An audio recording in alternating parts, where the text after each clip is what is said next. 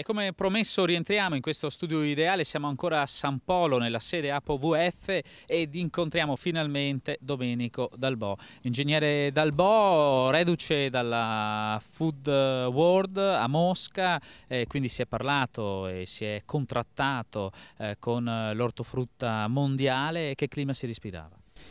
Ma si respira un clima di fiducia, un clima di ripresa, soprattutto per l'Italia.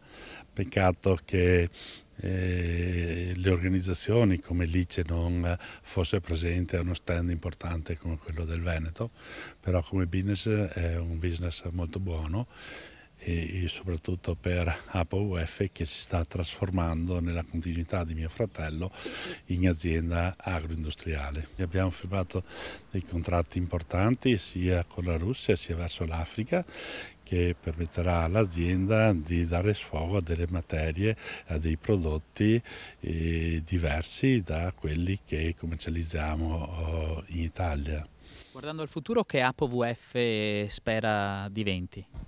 Guardando il futuro è un APOVF diverso, dove deve dare la continuità, dove i soci che sono oggi molto vicini all'azienda avranno sempre più fiducia e dove noi dobbiamo raggiungere in una filiera corta il consumatore.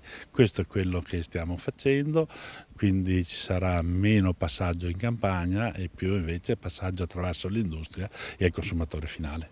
Fortuna per questo territorio è avere un clima, una terra, avere l'acqua giusta e tutto questo crea eccellenza nel mondo ortofrutticolo. Sì, crea eccellenza e crea quello che noi stiamo facendo e ci stiamo impegnando dei marchi collegati ad un territorio. In Russia, a Mosca, abbiamo portato la pera tipica di Venezia e quindi abbiamo legato un prodotto a un territorio. Il territorio è quello di Venezia, quello di Caorle, quello di Stretti e quindi in questa maniera qua noi siamo convinti che siamo vincenti, perché è vincente il territorio e saranno vincenti anche i loro prodotti. Ne siamo sicuri anche noi. Grazie a Domenico Dalbò, grazie ad APOVF per averci accompagnato in questa panoramica sul mondo ortofrutticolo veneto e non solo. Noi siamo arrivati alla conclusione della puntata. Cronache Trevigiane, come sempre, tornerà la prossima settimana.